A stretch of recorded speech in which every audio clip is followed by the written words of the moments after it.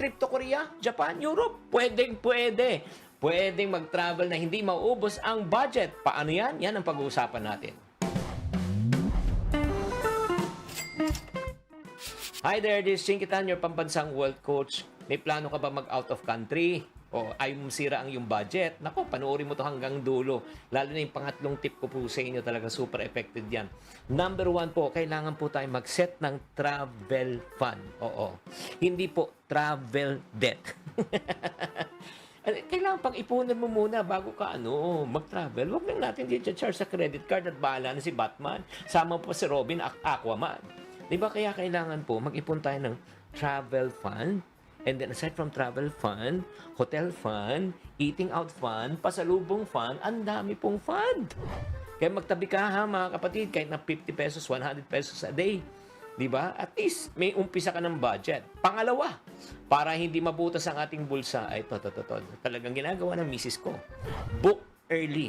Yung misis ko po ay nakapag-book na po ng 2028. 2025 lang yun. Imagine mo, 3 years in advance. Hindi, sa totoo lang ha. Kasi pagka maaga po tayo nagbubook, mas mababa po ang presyo. Alam mo na kung palapit na palit, tumataas ang presyo. Pangatlong tip. Okay, pangatlong tip. O, ito. Travel light. Oo, dapat wag mabigat.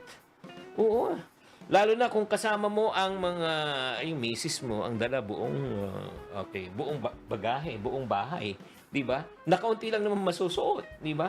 Mag-recycle na lang po kayo, maglaban na lang kayo kung gusto niyo, medyo mahaba-haba ang trip niyo. At pang-apat, ito lang po. Kung gusto niyo po talagang makatipid, okay, lalo na kung short ang anyo, kumuha ka na lang ng tourist guide. Yes. Alam nyo, lalo na sa mga bansang hindi marunong mag-English, napakahirap po niyan. Cambodia, Indonesia, di ba, China, yung mga yun, Korea, Japan. Naku, kumuha na lang kayo ng travel guide para hindi maubos ang oras yun sa kakatanong. Ikang malulos po kayo. Huwag lang po tayo magdi-DIY. And last but not the least, travel with the barkada or with the family. Mas maganda yung kung sama-sama po kayo, di ba? Share kung saan kayo kakain, share ang inyong mga ride, di ba? Mas maganda kung group booking, di ba? In other words, may bonding na, may ka-share ka pa sa gastos.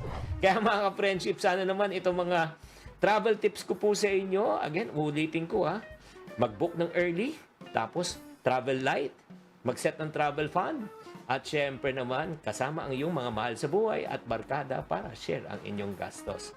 Kaya ikaw ang katanungan, anong bansa ang dream travel mo? Oo, mag-comment ka naman. Sana naman nakatulong tong episode na ito. Tatandaan, tamang karunungan, tamang disiplina ang susi sa pagyaman.